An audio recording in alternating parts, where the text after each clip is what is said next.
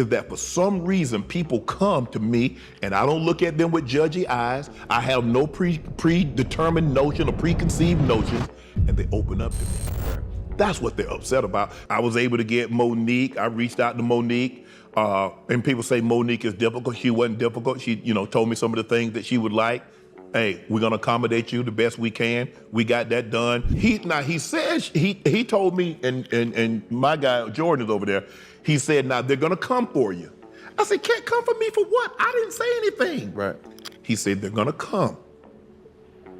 And they're gonna say a lot of different things. And they're gonna be some people that you thought you might be able to get, that they're not gonna come now. Right. And that's absolutely has happened. He's a narcissist. He's a control freak. Call me what you want to, but you also call me successful. In the world of celebrity talk shows, few hosts have managed to create as much buzz and controversy as Shannon Sharpe. Known for his no-holds-barred approach to interviewing, Sharpe has built a reputation for getting to the heart of the matter, often coaxing out truths that celebrities would rather keep hidden. Recently, he's been on an unprecedented roll, hosting a series of explosive episodes that have sent shockwaves through Hollywood.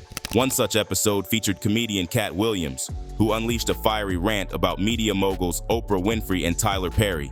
The allegations leveled by Williams were serious, suggesting manipulative behavior and unfair treatment of fellow entertainer Monique. This particular episode sparked a significant amount of debate and speculation, putting Winfrey and Perry squarely in the spotlight. Now, sources suggest that the heat generated by this controversy has started to affect Winfrey and Perry. There are whispers of concern within their camps, with insiders suggesting that they're worried about further exposure if Sharpe continues down this path. The fear is that more celebrities might come forward with similar stories, leading to potentially damaging revelations. But far from being deterred by these concerns, Sharpe appears to be doubling down. He seems to sense the apprehension from Winfrey and Perry and is using it to fuel his pursuit of the truth. In fact, in his latest episode titled "Shame on Them," Sharpe takes aim at Winfrey and Perry once again, slamming them for their alleged actions towards Monique. Shannon Sharpe wasn't out there stirring the pot for no reason. He was just laying out the facts about what went down with Monique. The whole drama wasn't about him making things up or blowing things out of proportion. Shannon simply highlighted the reality of the situation. Now here's the thing, Shannon wasn't adding any extra spice to the story. He was just repeating what Monique had been saying and what a lot of people in the industry were whispering about. He wasn't making up rumors or trying to drag anyone's name through the mud. He was bringing attention to an issue that many felt needed addressing. The problem? Well, when someone with a big voice like Shannon starts talking about these things, it forces people to pay attention. Oprah and Perry, being the industry moguls they are, didn't appreciate the negative spotlight. They looked bad, and it's never fun when the truth exposes the messy side of things. It's important to remember that Shannon wasn't trying to create drama for drama's sake.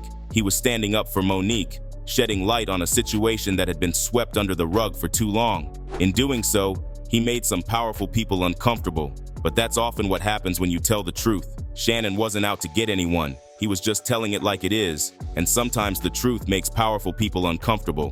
140 episodes of Shay Shay? Uh-huh. And counting. Yep. Who's your dream guest? Ooh. Oprah, Tyler Perry, President Obama, President Trump, President Biden. Shannon Sharpe has never been one to hold back his opinions. In fact, he once even mentioned that it would be a dream come true to get Oprah and Tyler Perry on his show. Imagine that. Shannon, always straightforward and bold, talked about how he would love to have them sitting right there in front of him so he could call them out directly. He wasn't just interested in having a civil discussion. He wanted to expose them live, right in the middle of the conversation. Shannon's idea wasn't about inviting them for a friendly chat or to gloss over the issues. He envisioned a scenario where he could confront them with the truth, point by point, making them face the music in real time. He wanted to put them on the spot, challenge their actions, and hold them accountable in a way that would be impossible to ignore or deflect. And the stuff that he wants to talk about, the things Perry has done, the things Oprah has allegedly done to Monique, are downright terrible. For those of you who don't know, Monique, whose full name is Monique Angela Hicks, is an American actress and comedian with a career that has spanned various genres and mediums. She first rose to prominence through her memorable role in the movie Precious, a performance that earned her an Oscar. Beyond Precious, Monique has showcased her versatility in the action thriller Domino, the popular TV sitcom The Parkers, and the comedy film Fat Girls. In addition to her acting, Monique has made a significant impact as a stand-up comedian, known for her unfiltered and honest style. Her sharp wit and bold remarks have garnered her a loyal following. A prime example of her candidness came during an interview on the Club Shay Shay podcast, which quickly went viral. In this interview, she pointedly commented on the racial disparities in the entertainment industry. She remarked, "If I was a white woman, do you know what my name would be? Melissa McCarthy. If I was a white woman, my name would be Melissa McCarthy. Same track record, 5-year sitcom in syndication. The opportunities are not the same." It's interesting and a bit ironic that Monique used to look up to Oprah Winfrey. Way before they ever met, Monique saw Oprah as one of her idols. Back when Oprah was on the local Baltimore talk show People Are Talking, Monique would watch her and think, "If she can do it, maybe I can too." Monique shared this in an appearance on Club Shay Shay. She talked about how seeing Oprah, someone who looks like me, made her believe that she could become famous one day. It's a touching story, especially considering the ups and downs in their relationship over the years. Despite their public disputes, it's clear that Oprah had a big influence on Monique and gave her hope that success was within reach. But now, it has all turned into hate and anger. The same anger that Oprah has been trying to stifle, and that is exactly what Sharpe is trying to bring into the spotlight. The bad blood between Monique and Oprah originally started back in 2009 during the press tour and Oscar campaign for Precious. Monique claims that Oprah, who was a producer on the film, along with director Lee Daniels and fellow producer Tyler Perry, urged her to attend the Cannes Film Festival to promote the movie. In an interview with The Hollywood Reporter, Monique explained that she preferred to spend her downtime with her family. This decision to push back against the promotional requests led to her being labeled as hard to work with. Even though Monique won both a Golden Globe and an Academy Award for her role in Precious, there was plenty of behind-the-scenes drama involving producers Oprah Winfrey, Lee Daniels, and Tyler Perry. As award season approached, Monique was asked to attend the Cannes Film Festival in France to promote the film. However, she chose not to go because it wasn't part of her original contract and she wouldn't be paid for the appearance. This decision led to tension with the film's producers, who were pushing for her participation in the promotional events. Monique explained her decision by saying, "I told Oprah, I'm doing a talk show, I'm on a comedy tour, I have a husband and kids, I have a bit of downtime, and I'm going to take advantage of it. So I'm not going anywhere because I'm not obligated to go anywhere. I've done my part." Because Cookie from the show Empire, I was offered that role. Now Taraji tore it up, baby. Listen here. However, I was offered that. Then Felita called me back and say, "Baby girl, they said you're too difficult to work with." But you hear on the audio that a man told David Talbert I was difficult to work with. Do you see how that cost my family? Yes. And with no accountability? She claims that soon after, she was blackballed from the industry for being labeled as hard to work with. To this day, Monique continues to seek justice for what she feels was an unfair treatment and the impact it had on her career. And while she was calling Oprah out, the TV host just acted like she didn't give a damn. Of course, Oprah was not happy about the situation, and it's pretty clear why. Monique really laid into Oprah during her interview, and she didn't hold back. This sparked a lot of buzz about how Oprah might have treated Monique unfairly. Oprah even threw some shade Monique's way, saying, "It's a law that if you meet negative with negative, you will just have a combustive negative force of energy. You can't meet negative energy where it is. You have to rise above it. You have to transcend it. I would never stoop to try to meet somebody where they are negatively.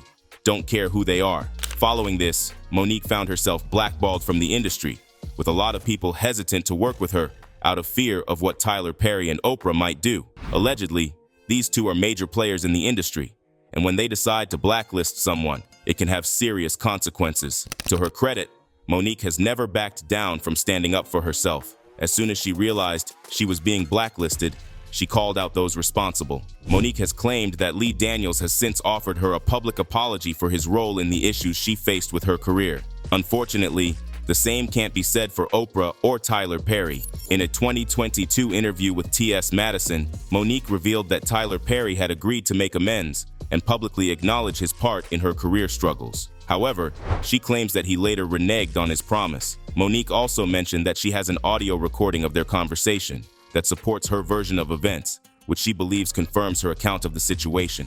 A lot of stuff that we hadn't known came to light with Monique and Sharpe talking. Here's where things get really wild. Monique revealed to Shannon Sharpe that she only received $50,000 for her role in Precious after some serious negotiations. Now, $50,000 might seem like a lot of money to most people, but in Hollywood, it's really just pocket change. It barely covers basic expenses, and that's before factoring in costs like hair, makeup, and other celebrity essentials, plus taxes. Actress Robin Thicke once mentioned that about 80% of their income goes toward taxes, agent fees, legal fees, and management, leaving a small fraction of the earnings. By that logic, Monique probably ended up pocketing only around $10,000 from her role, which she described as daylight robbery.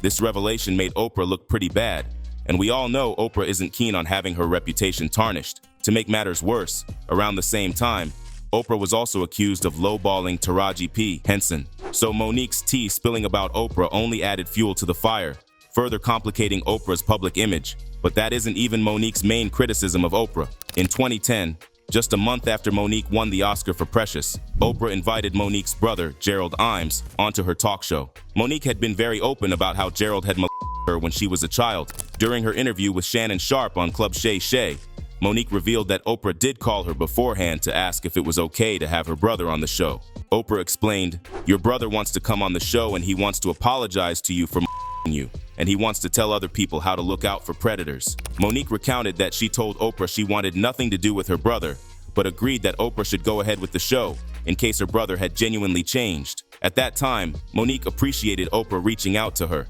"I start seeing commercials with my mother and my father and my other brother, who used to be my manager, who knew the fear that I had of the brother that was up on stage," Monique explained to Sharpe. Monique claimed that Oprah didn't tell her the full story, that other family members would be on the show as well. "You betrayed me, sister," Monique said. "Had Oprah Winfrey said, 'I'm going to have your mama on the show,' I would have said, 'Shut that down.'" Monique also shared that her family initially approached Barbara Walters for the interview, but Walters turned them down. According to Monique, Walters said, "Monique, I told your family I can't do that to you. I wouldn't do that to you. You just won that award. Why would I do that to you?" This omission and the subsequent involvement of her other family members on Oprah's show felt like a deep betrayal to Monique, compounding the already strained relationship between the two women. But that isn't even the end of it. According to the LA Times, Monique's husband, Sidney Hicks, told her that Oprah Winfrey seemed annoyed on the night Monique won the Oscar for Precious because the spotlight was on Monique rather than on Oprah. Monique later noticed that several film opportunities that were initially offered to her ended up going to Oprah. This observation added to the strain in their relationship, and she has the same amount of hate for Tyler Perry too. As I said, Monique asserts that she has an audio recording from 2022 in which Tyler Perry supposedly agrees to publicly admit his wrongdoings and mend fences. However, as of her appearance on Club Shay Shay, it seems Perry hasn't followed through on that promise. To address the situation, Monique sent the recording to civil rights leader Al Sharpton, who agreed to mediate a public discussion between her and Tyler Perry. This ongoing drama is taking some unexpected twists, and it's still unclear how it will unfold in the public eye. The feud didn't end there. Tyler Perry defended his stance, stating he doesn't believe in giving money away for free, while Monique stood firm on her principles, refusing to compromise her worth. The situation escalated when Monique claimed that Tyler Perry went out of his way to interfere with her acting opportunities after she declined an uncompensated request to fly to France for Precious Movie Festival promotion. She remembered telling Tyler, "I cannot work for free. I've done what I was supposed to do." Living with a damaged reputation in Hollywood, Monique felt the impact on her ability to generate wealth for her family. She accused Tyler Perry of not considering the long-term consequences of his actions, which she believes led to significant setbacks in her career and uncertainty about her family's future. Monique's story highlights the harsh realities faced by those who stand up against powerful figures in the industry, shedding light on the often hidden struggles behind the scenes. I made a little more money. It was like $3 million. I'm gonna pay for it. I want cash. Tyler Perry has managed to navigate his way through major scandals with remarkable ease, and many attribute this to his immense wealth and influential connections within the industry. His financial success and powerful relationships have made him seem practically untouchable, allowing him to sidestep some of the more serious controversies that might have affected others in Hollywood. However, not everyone is convinced by Perry's carefully crafted Mr. Clean image. There are plenty of people who see through the facade and question whether everything is as spotless as it appears. Despite his impressive success and glamorous connections, there's a growing undercurrent of skepticism about what's really happening behind the scenes. Some critics and observers feel that Tyler Perry might not be as pristine as his public persona suggests. This sentiment is particularly evident among those who support Monique and share her concerns about the industry's dynamics. Shannon Sharpe is a notable figure who stands firmly with Monique, believing her side of the story and questioning Perry's actions and motives. It seems there's a rising sense of doubt among certain circles, suggesting that Tyler Perry's public image might not fully reflect the reality of his behind-the-scenes behavior. As Monique continues to speak out and others like Sharpe voice their support, the narrative around Perry is becoming more complex, with some people pushing back against the notion that he's as untouchable as he appears. And while Shannon tries to uncover the truth, there are tons of people by his side. One person commented, "I hope Shannon Sharpe tells the truth and shames the devil, literally. Go, Shannon Sharpe. Only God." Another added, "Shannon may not be a journalist on paper, but he's an awesome conversationalist and easy to talk to. That's why people are spilling the tea." Now things are getting harder for Sharpe. He did try to bring all of this to light, but the higher-ups don't like that he's having these conversations. He recently had a chat where he spilled all the tea about the crazy stuff going on behind the scenes with his show. Apparently, there's been a lot of drama with celebrities who are allegedly trying to shut him down and mess with his show. He even mentioned that he's been getting threats from some of these stars. What's wild is that the celebrities who were once eager to appear on his show have just vanished, like they've disappeared into thin air. We all know that the entertainment industry can be a real circus, but it sounds like things are getting seriously intense for Shannon. The buzz is that the situation might even be putting his safety at risk because the haters seem to be coming at him in full force. I didn't know it was gonna cause this kind of ripple. I didn't think it was gonna move me in the direction. I'm glad it did. I understand what comes along with that. But if you remember, he said it. He said, "This is gonna put you in another dimension." Definitely did. He said, But my mama said, boy, there's power in the tongue. yes. He told me, and my guy Jordan is over there. He said, "Now they're gonna come for you." I said, "Can't come for me for what? I didn't say anything." Right. He said, "They're gonna come. And they're gonna say a lot of different things. And they're gonna be some people that you thought you might be able to get that they're not gonna come now." Right. And that's absolutely has happened. That's absolutely has happened. They were so excited. "Thanks for reaching out. We can't wait to sit down." And a day later, they can't do it. And then no call, they won't follow, so forth and so on. So I understand what comes along with an interview like that. Did I expect it? No. Did I expect all the negativity that came along? Because, I had Steve Harvey. Steve Harvey did 8 million views, had Coach Prime, I've had a lot of comedians. Right. And some of the comedians had taken shots at other comedians, but nothing like this. I didn't expect the vitriol to come, especially from some of the people, and I'm not gonna say we were friends, but I'm saying we were cordial, we were friendly towards each other. Some people that I've kind of helped behind the scenes, and to see them attack, "Oh, I wouldn't have let him do this, I wouldn't have said that." But you know what? It took me a long time, Cam, because when you play sports, you understand that Atlanta fans, even though you're from Atlanta, they're gonna have a little resentment towards you because you beating their team. Right. Or certain fan bases are gonna feel a certain type of way. And I felt that the better the player, the more vitriol and hate he's gonna get from opposing fans. I got that.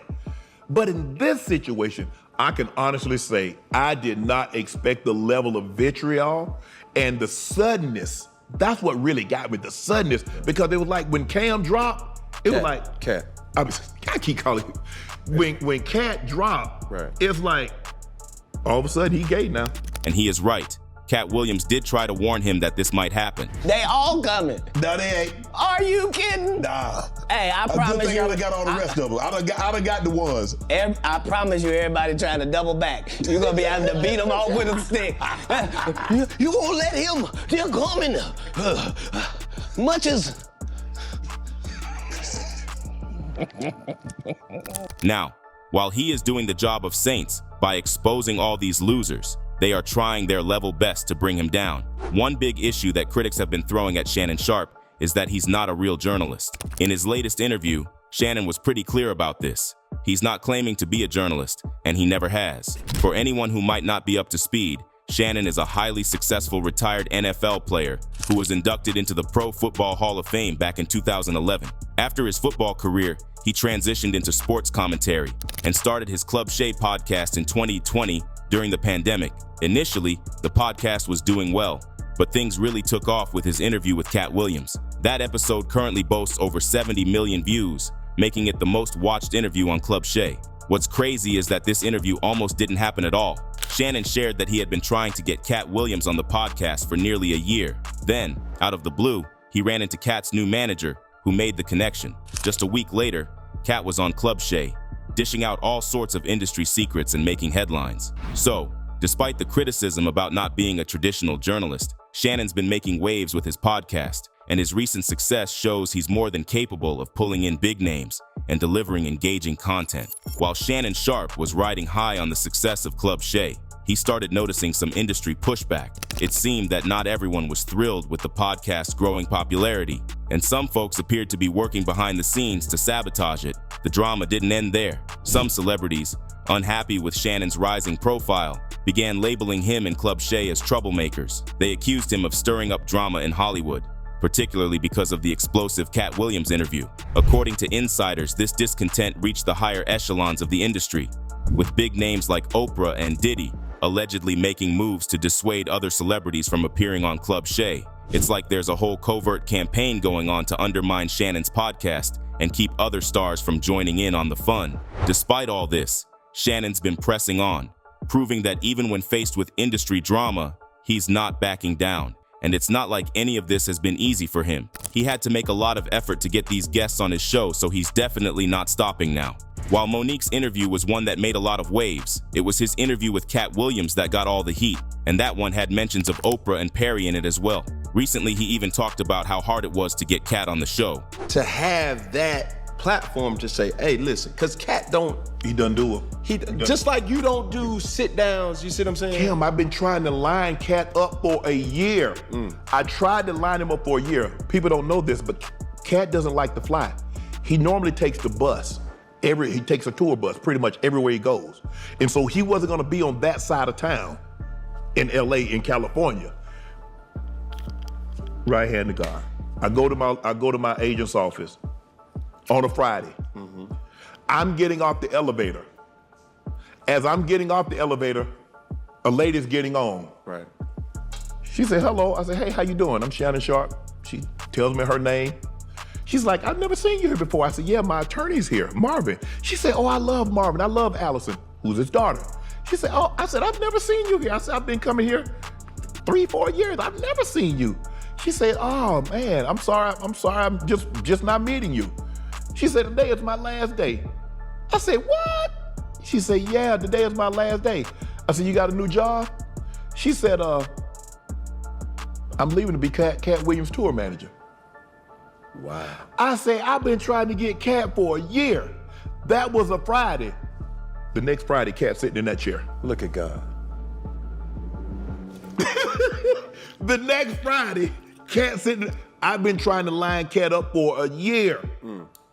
The next Friday, after meeting her, Cat sitting in the chair. He comes in. I say, anything you want to talk about? I'm here, brother. We gonna talk about it all. Oh, really? Boom. The thing was, if you go back and look at the interview, after I introduce him, we take a sip of the cognac, we laughing and talk, and we do our thing. I'm getting ready to go. He takes off. I got to make a split-second decision, Cam. Do I reel him back in, or do I let him go for 30? You gotta let him go. Knowing what I know, you know, what I'm gonna say. That's it. I let him go. It was like he was doing a comedy show in Club Shay Shay. He was doing stand-up, but he was actually sitting down. I let him go. Now, he's at ease. He got what he wanted to get off his chest for the first 30 minutes. Now I can go back to where it all started for the Dayton, Ohio, and so forth and so on. Right. But that happened. So the man has clearly put in a lot of effort to get where he is today. It would be a shame if these big names ended up getting him blackballed too. So what do you think? Will the industry moguls be successful in shutting Sharpe up, or will they be the ones who the masses will blackball from the industry once and for all?